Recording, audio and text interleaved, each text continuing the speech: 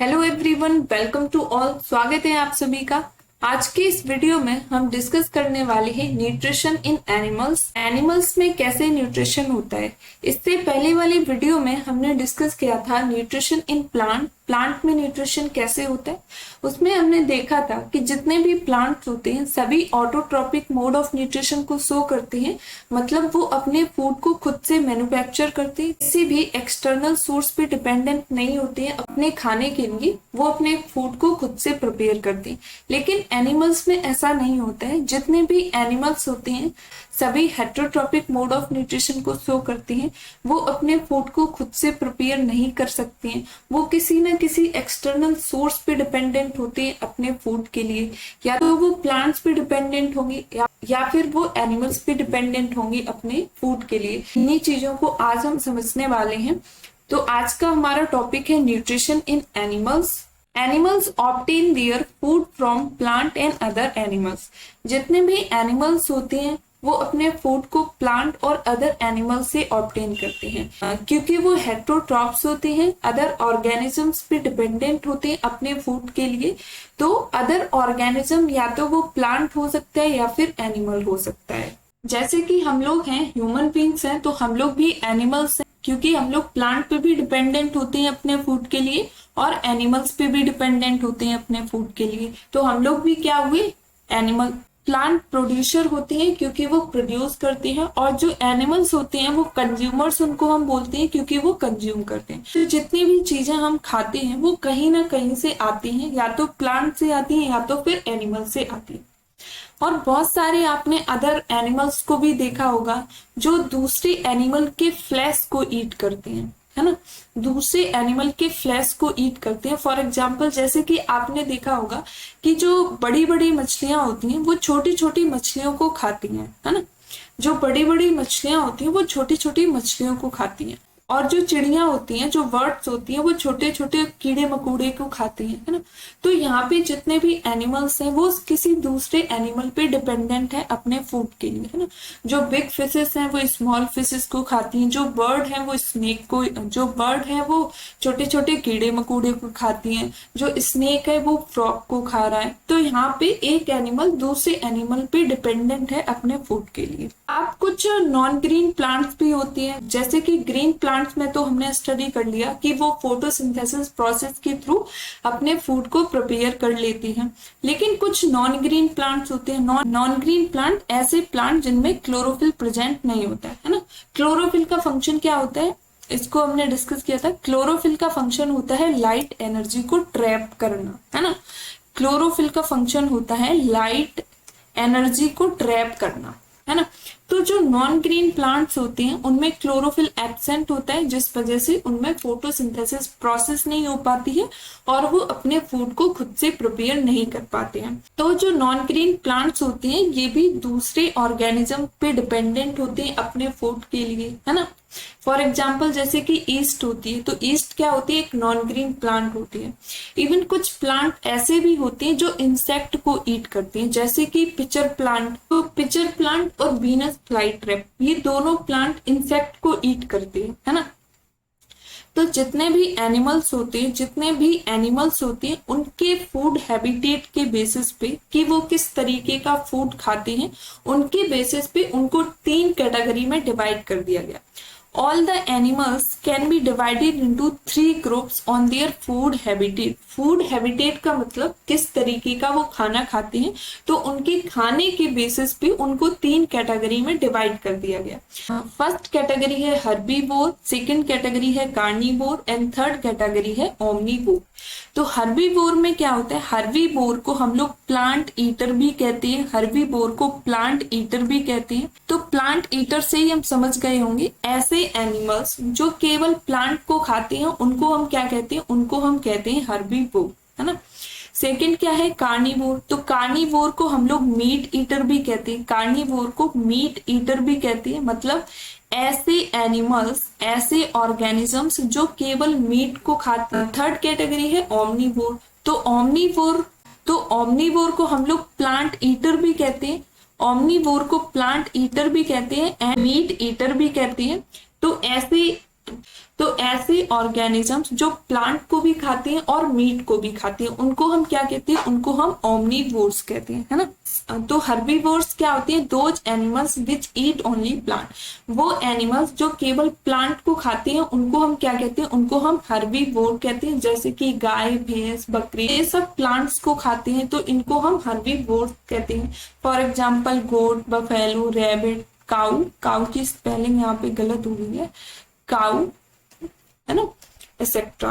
तो ये सारे क्या होते हैं, ये सारे आ जाते हैं हर्बीवोर में। सेकंड कैटेगरी है कार्निवोर। कार्निवोर्स क्या होते हैं, those animals which eat only other animal, वो एनिमल्स जो केवल अदर एनिमल्स को खाते हैं। ऐसे एनिमल्स जो केवल अदर एनिमल्स को खाती हैं उनको हम क्या कहते हैं, उनको हम कार्निवोर्स कहते हैं। जैसे कि टाइगर, लॉयन, फ्रॉग, लिजार्ड, तो ये सारे एनिमल्स अदर एनिमल्स को खाते हैं तो इनको हम क्या कहते हैं, इनको हम कार्निवोर्स कहते हैं और इनको हम मीट ईटर भी कहते हैं, ठीक है। थर्ड कैटेगरी है ओमनीवोर। ओमनी मीन्स होता है बोथ, तो ऐसे एनिमल्स, ऐसे ऑर्गेनिजम्स जो प्लांट को भी खाते हो और एनिमल्स को भी खाते हो, इस तरीके के ऑर्गेनिजम्स को हम क्या कहते हैं, ओमनीवोर्स कहते हैं। उनको ओमनीवोर कैटेगरी में रखा गया है। फॉर एग्जाम्पल जैसे कि डॉग्स और human beings, crow and sparrows, ठीक है। जैसे इसमें ह्यूमन बींग्स भी आ जाते हैं क्योंकि हम लोग प्लांट की चीजें भी खाते हैं, हम लोग एनिमल्स को भी खाते हैं और उनकी चीजों को भी खाते हैं, तो हम लोग किस कैटेगरी में आ जाते हैं, हम लोग ओमनीवोर में आ जाते हैं। अब इसके बाद में हम समझने वाले हैं different steps in the process of nutrition in animals. Animals की न्यूट्रिशन की प्रोसेस में कौन कौन से स्टेप्स होते हैं, अब हम लोग इसके बारे में पढ़ने वाले हैं। फर्स्ट है इंजेशन, सेकंड है डाइजेशन। फर्स्ट है इंजेशन, सेकंड है डाइजेशन, थर्ड है एब्जॉर्प्शन, फोर्थ है एसिमिलेशन एंड फिफ्थ है इजेशन। तो अब हम इन स्टेप्स के बारे में पढ़ें कि एनिमल्स की न्यूट्रिशन की प्रोसेस में कौन कौन सी स्टेप्स इन्वॉल्व होते हैं, है ना। तो फर्स्ट होता है इंजेशन। इंजेशन में क्या होता है, the process of taking food into the body. तो बॉडी में फूड लेने की जो प्रोसेस होती है उसको हम क्या कहते हैं, इंजेशन। हमें न्यूट्रिशन क्यों चाहिए होता है, क्योंकि हमारी बॉडी आराम से चलती रहे, बॉडी की प्रॉपर फंक्शनिंग चलती रहे, तो उसकी ग्रोथ एंड रिपेयर सिस्टम के लिए हमें एनर्जी की रिक्वायरमेंट पड़ती है और एनर्जी के लिए हमें खाना खाना पड़ता है ना। तो इंजेशन क्या होता है, the process of taking food into the body. Body में फूड लेने की जो प्रोसेस होती है उसको हम इंजेशन कहते हैं, है ना। जैसे कि हमने खाना लिया और मुंह में रखा, तो ये इतनी सी प्रोसेस क्या हो जाती है, इसको हम बोल देते हैं इंजेशन। सिंपल शब्दों में इंजेशन का मतलब होता है ईटिंग ऑफ फूड। तो हमने खाना उठाया और माउथ में लिया, तो इस प्रोसेस को हम क्या कहते हैं, इसको हम इंजेशन कहते हैं। अब सेकंड स्टेप में क्या होगा कि जो भी हमने खाना लिया है माउथ में, अब जो भी इंजेस्टेड फूड है, जो भी हमने खाना माउथ में लिया, अब सेकंड स्टेप क्या होगा कि उसको दांतों से हम क्या करेंगे, उस फूड को ब्रेक करेंगे, उसको छोटे छोटे पार्टिकल्स में उनको तोड़ेंगे, उसको सॉल्युबल फॉर्म में कन्वर्ट करेंगे। तो उसी प्रोसेस को हम क्या कह देते हैं, उसी प्रोसेस को हम डाइजेशन कहते हैं। डाइजेशन का मतलब होता है ब्रेक डाउन। तो डाइजेशन क्या होता है, complex food break down into the simple substances. तो डाइजेशन में सिंपल अगर हम समझे तो इसमें क्या होता है कि कॉम्प्लेक्स फूड का ब्रेक डाउन होता है सिंपल सब्सटेंस में। जो भी हम फूड लेते हैं वो लार्ज होता है और इनसॉल्युबल फॉर्म में होता है। तो डाइजेशन में बेसिकली क्या होता है कि कॉम्प्लेक्स फूड का ब्रेक डाउन होता है सिंपल सब्सटेंस में। तो डाइजेशन एक प्रोसेस होती है जिसमें जो फूड होता है, लार्ज इनसॉल्युबल मॉलिक्यूल होता है, उसको छोटे छोटे टुकड़ों में तोड़ना, उसको सॉल्युबल फॉर्म में कन्वर्ट करना, ताकि वो हमारी बॉडी में इजीली से एब्जॉर्ब हो सके, हम उससे जितने भी इसेंशियल न्यूट्रिएंट्स हैं उनको एब्जॉर्ब कर पाए। इस प्रोसेस को हम क्या कहते हैं, इस प्रोसेस को हम डाइजेशन कहते हैं।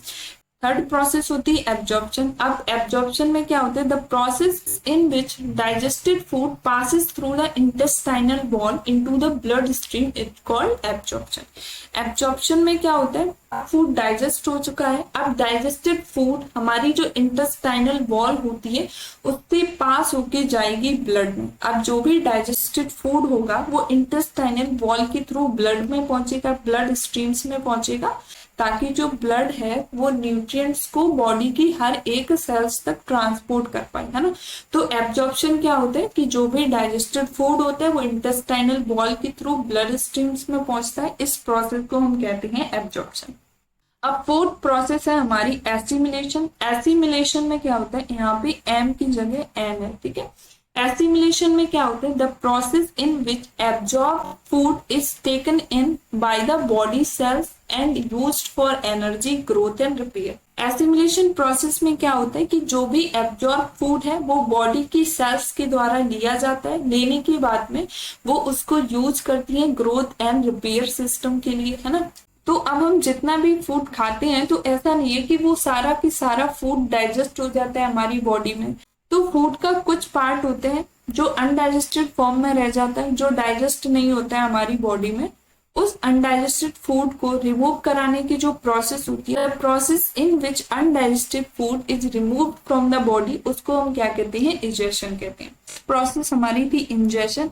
इन मीन्स होता है अंदर। तो फूड को हमने इनटेक किया, हमने फूड माउथ में लिया, तो इस प्रोसेस को हम कहते हैं इंजेशन। उसके बाद में क्या होता है, इंजेशन के बाद में आता है डाइजेशन। अब जो भी हमने फूड खाया है, जो भी हमने फूड खाया हो, उस फूड का क्या होगा, डाइजेशन होगा। उस फूड को हम लोग क्या करेंगे, टीथ से उसको छोटे छोटे टुकड़ों में, उसको स्मॉल पार्टिकल्स में कन्वर्ट करेंगे। जो भी हमने फूड लिया है वो कॉम्प्लेक्स फॉर्म में लिया है, उस फूड को हम छोटे छोटे स्मॉल पार्टिकल्स में कन्वर्ट करते हैं ताकि हमारी बॉडी में वो इजीली से एब्जॉर्ब हो सके। तो डाइजेशन में क्या होता है कि कॉम्प्लेक्स फूड का ब्रेक डाउन होता है, इनसॉल्युबल फूड को कन्वर्ट करते हैं सॉल्युबल फॉर्म में। तो डाइजेशन में क्या होता है कि जो भी हमने फूड खाया उसको छोटे छोटे टुकड़ों में डिवाइड करते हैं ताकि वो इजीली से हमारी बॉडी में एब्जॉर्ब हो सके। जो फूड है वो बिल्कुल सॉल्युबल फॉर्म में कन्वर्ट हो चुका है, बिल्कुल सॉल्युबल फॉर्म में कन्वर्ट हो चुका है। अब थर्ड प्रोसेस है हमारी एब्जॉर्प्शन। एब्जॉर्प्शन में क्या होता है कि जो भी डाइजेस्टेड फूड होता है उससे जो भी इसेंशियल न्यूट्रिएंट्स होती है बॉडी के द्वारा एब्जॉर्ब कर लिए जाते हैं। एसिमिलेशन में क्या होता है कि जो भी एब्जॉर्ब फूड है वो बॉडी सेल्स के द्वारा लिया जाता है और उसको वो यूज करती हैं as a energy source, growth and repair के लिए। तो इसको हम क्या कहते हैं, एसिमिलेशन कहते हैं। अब फिफ्थ प्रोसेस आती है डाइजेशन। जितना भी हम फूड खाते हैं तो ऐसा नहीं है कि वो सारा फूड हमारी बॉडी में डाइजेस्ट हो जाता है, तो उसका कुछ पार्ट होता है जो अनडाइजेस्टेड फॉर्म में बचा रह जाता है, जो कि हमारी बॉडी में डाइजेस्ट नहीं हो पाता है। तो डाइजेशन क्या होता है, the process in which undigested food is remove. क्योंकि 5 प्रोसेस होती है जो एनिमल के न्यूट्रिशन में इन्वॉल्व होती है और यही 5 प्रोसेसेस हमें ह्यूमन के न्यूट्रिशन में भी देखने को मिलती हैं। अब हम समझेंगे न्यूट्रिशन इन अमीबा कि अमीबा में न्यूट्रिशन कैसे होता है। अमीबा और जो पैरामीशियम होते हैं ये 2 सिंपल एनिमल्स होते हैं जिनमें केवल सिंगल सेल प्रेजेंट होते हैं, है ना। अमीबा और पैरामीशियम दोनों सिंगल सेल ऑर्गेनिज्म होते हैं। जो सिंगल सेल ऑर्गेनिज्म होते हैं उन्हें हम क्या कहते हैं, उन्हें हम यूनिसेल्युलर कहते हैं। उन्हें हम यूनिसेल्युलर ऑर्गेनिज्म कहते हैं जो केवल एक सेल से बने होते हैं। तो अमीबा और पैरामीशियम सिंगल सेल ऑर्गेनिज्म होते हैं। तो जितनी भी प्रोसेस होती है वो केवल एक सिंगल सेल के द्वारा परफॉर्म करी जाती है।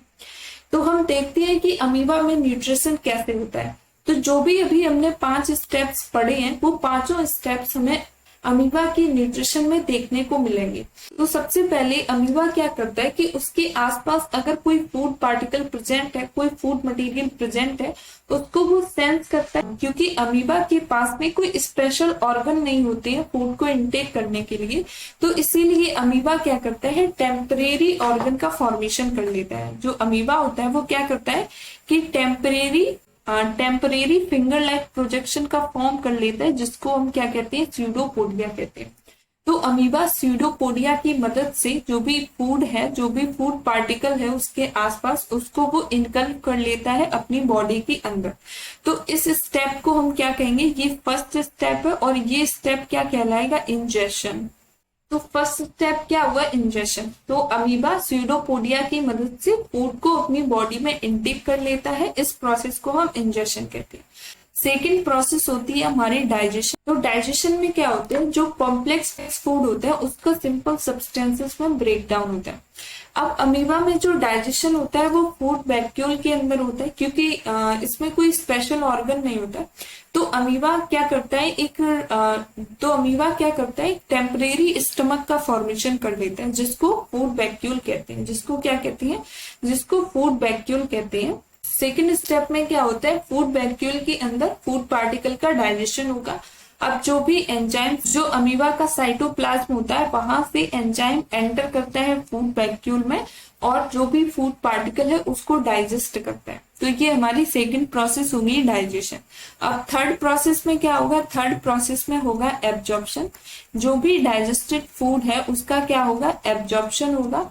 Digested food diffuse out. Digestion होने के बाद में जो डाइजेस्टेड फूड मटेरियल होगा वो फूड वैक्यूल से बाहर डिफ्यूज आउट हो जाएगा, साइटोप्लाज्म में आ जाएगा। फोर्थ प्रोसेस होती है एसिमिलेशन। तो जो भी एब्जॉर्ब फूड होता है वो अमीबा के पूरे साइटोप्लाज्म में फैल जाता है और अमीबा का साइज ग्रो हो जाता है, अमीबा का साइज इंक्रीज हो जाता है।